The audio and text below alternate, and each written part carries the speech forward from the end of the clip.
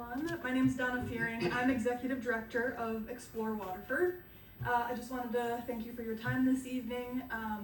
I'm new-ish to this role. It's been about 6 months, give or take, and I have not been to a lot of these meetings, so I apologize, and I will rectify that because I would really like for us to work together in supporting our community as best as possible. That being said, Celebrate Waterford is coming up July 12th. It's a Saturday, and we would love if you guys would consider volunteering at our event with us. Get you guys out there with us, and we can really make some great an event happen. Like a dunk tank? No, because no one agreed to do that with me. We would be serving beer or anything else in the evening, so I have some evening shifts that I would look to fill starting at 5:30, and I can email you guys that information, but I would really love if you would consider that, because we'd love to have you down there with us. Thank you. Thank you. Thank you, Donna. Kelly Dunham.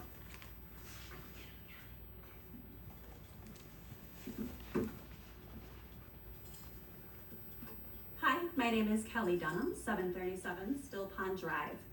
I would like to address some safety concerns on Jefferson Street. I am representing Fox Glen, directly across from Run'n Erin's.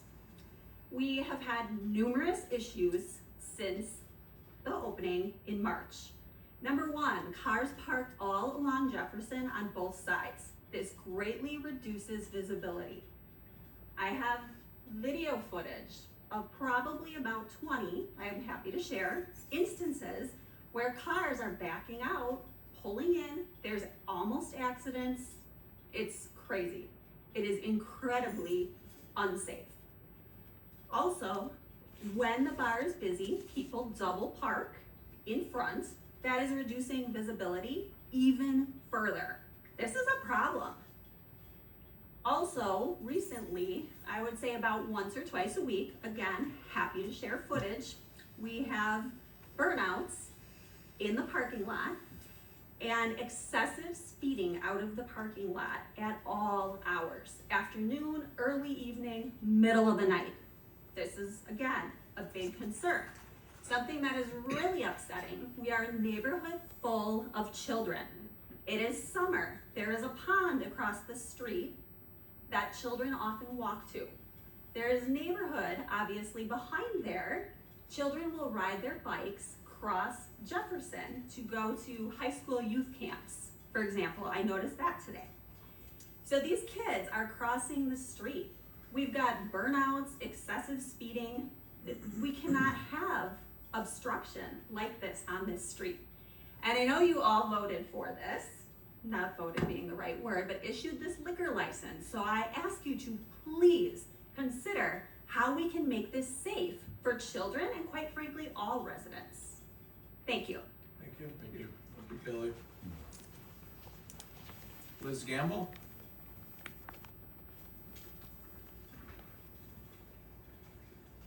Liz Gamble, 638 East Main. You guys all know me. So, while some tonight are speaking regarding the vehicle losing control during Crazy Train's Memorial Day weekend celebration that caused property damage, but by the grace of God, no bodily injury to any innocent bystanders, I wish to speak on the overall lack of drivers following posted laws and subsequently the law enforcement lack of enforcing those posted laws, especially between Highway 36 and Milwaukee Street.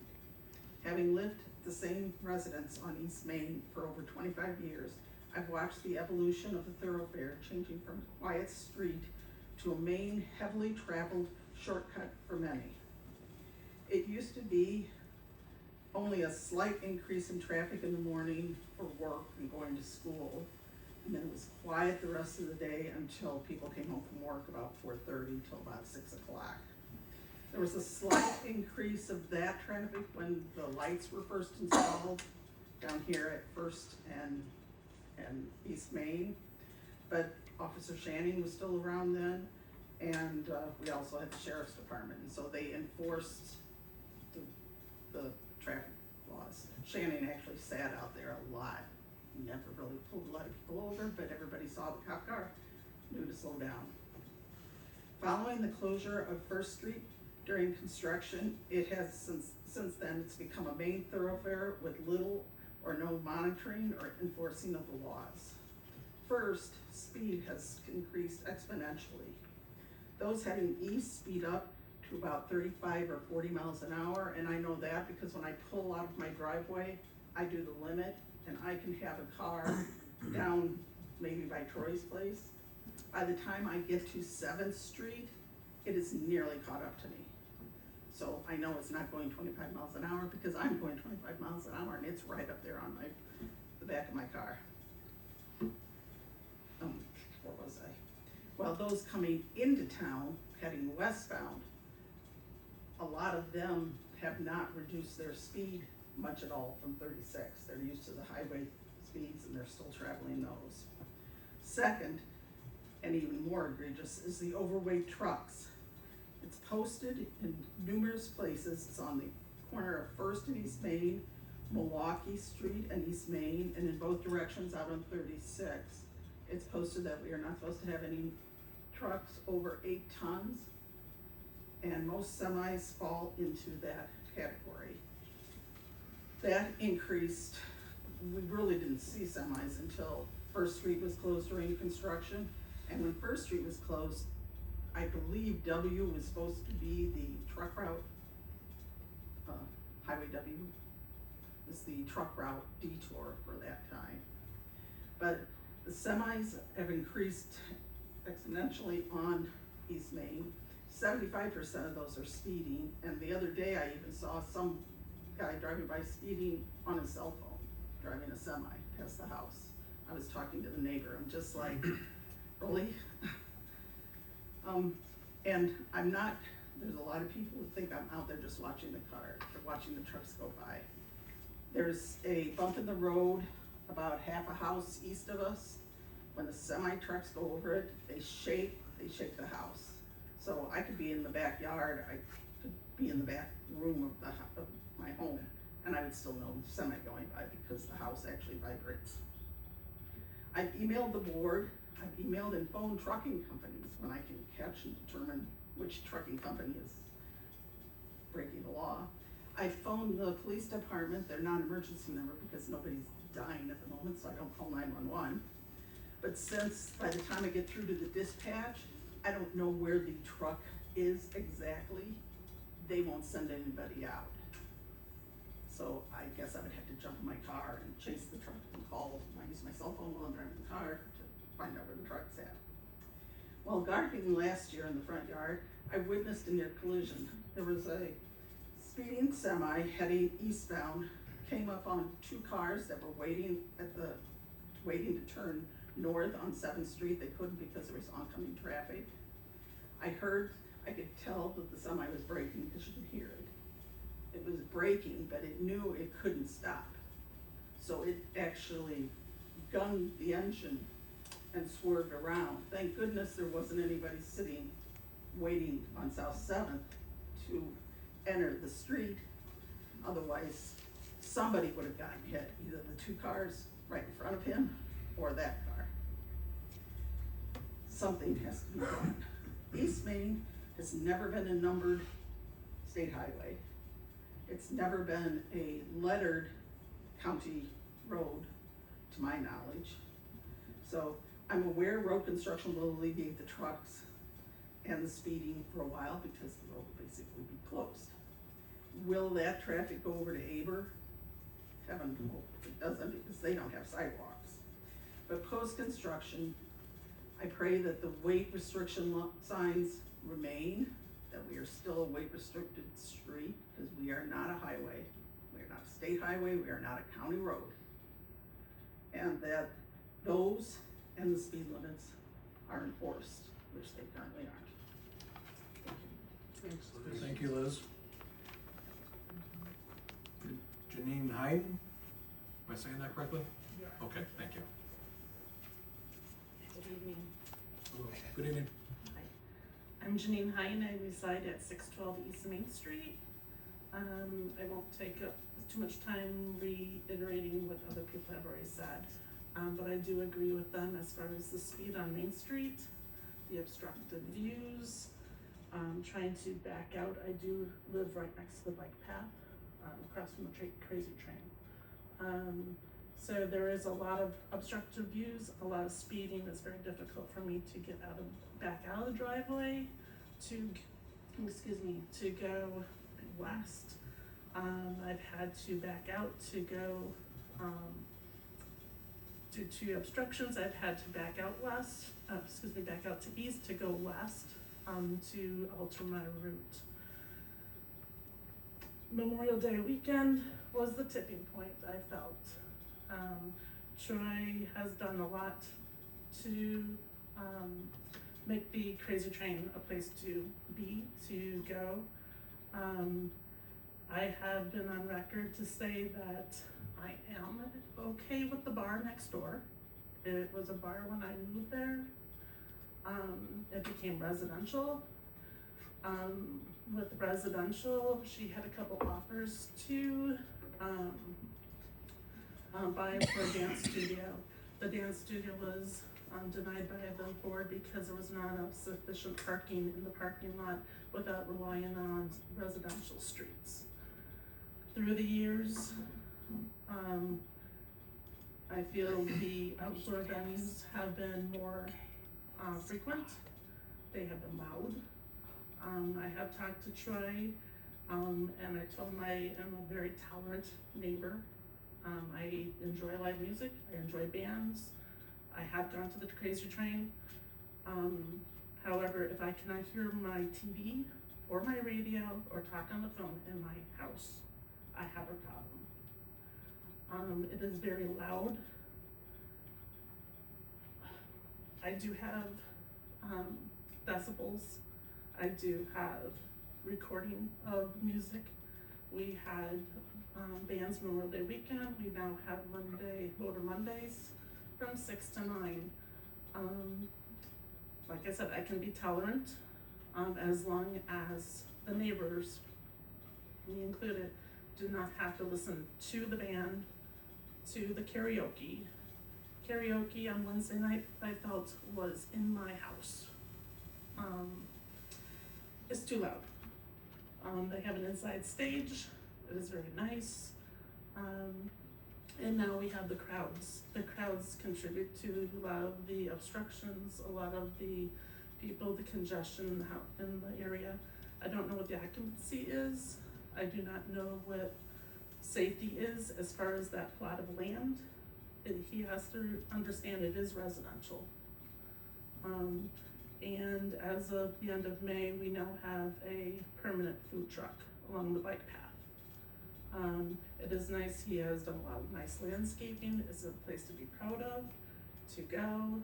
For bikers going down the bike path, it's a place that they can sit and relax. I just question the procedures in which all these things have taken place, and to allow this in a residential area. So thank you for your time. Thank you, thank you. Josh Kuhn? Do I pronounce that correctly, Josh? Keen. Okay, thank you for correcting me. Thank you, President Jaski, for allowing us time here to talk. I'll try and stay on time here. My question here, I have several. Did this board ever tell Explore Waterford it was going to withhold the budget money in 2023 when it modified its giving by notifying them that they needed to change their bylaws to give a trustee voting powers on their board? Did anyone notify them of that? Does the public know that you don't actually support the chamber financially through the village budget? Does the public also know that the tourism commission that gets tens of thousands of dollars is not overseen by citizens and as it was intended, and they have not met properly in years? Did this board move some of its workers who lost their professional license to work in some village departments due to criminal activity into other village departments, but keep their pension amounts the same, a rate higher than any other employees in the DPW pension system?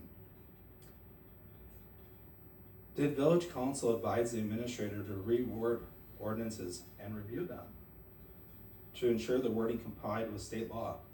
Chapter 28 much? And who is overseeing the EMS department? The EMS employee administrator? Are you assuring yourselves, committees, and commissioners are not improperly using Chapter 19.31? While 19.31 establishes the general principle of public access to information, it is important to note that the statute focuses on the records of officers and employees who represent them. This generally refers to existing public employees and officials, citing State Bushwell v. Toma Area School District, State of Wisconsin Supreme Court at paragraph 39. Are you aware we have a massive water pressure problem in the village? Did you instruct the administrator as the lead communications advocate for the village to advise residents? I apologize for the page back here.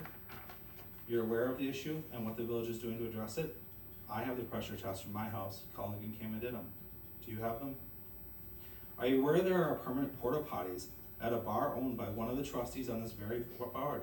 The same issue this board and administrator took issue with when Spanky's did the exact same thing.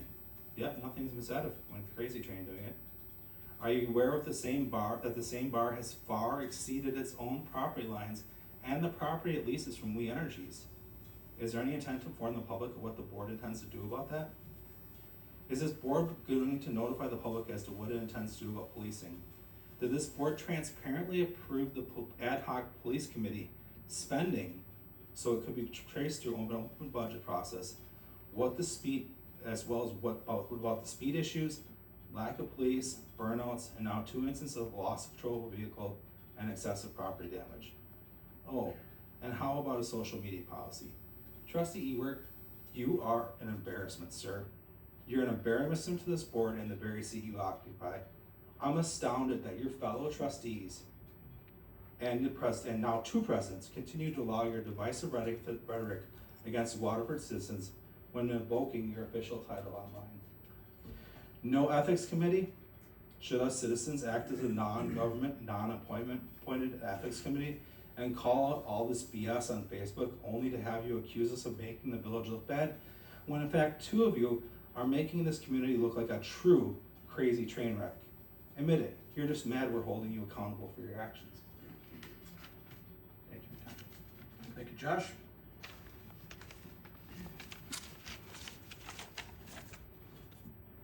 I guess I just want to follow up with some quick thoughts off the top of my head, which I know is probably out of character. I was more than generous to allow everybody to speak more than the 2 minutes that this board requested. Part of me wanted to see where that went tonight, and I think it's very beneficial that everybody in the public gets to say what they want to say. The difficult part with that is, what just happened now is a board cannot respond to things that are said. So I implore us to meet in person and have some conversations. I know that these trustees up here, business owners alike, social media wizards, I don't know what other word to use. I implore everybody to just try to have some face-to-face conversations. I truly believe all of these elected leaders up here, having worked with all of them the last 4 years, are good people, are truly invested in this community, just as all of you are. I think it's time that we get back to having more face-to-face conversations and be willing to talk. I also want to say I am not a social media wizard. I want to try to use my social media page as a way to just get out the important facts. I also want to say that I believe in everybody's right to say what they want to say, and I do not want to be one to censor individuals when it comes to that. I want to share that I did not care that my page turned into a political argument of things. I do understand we're all human and we all are passionate about the things that are in front of us. I appreciate Josh and Liz reaching out and apologizing for using that page as that. I also appreciate Trustee Ewert for the same. We're all passionate.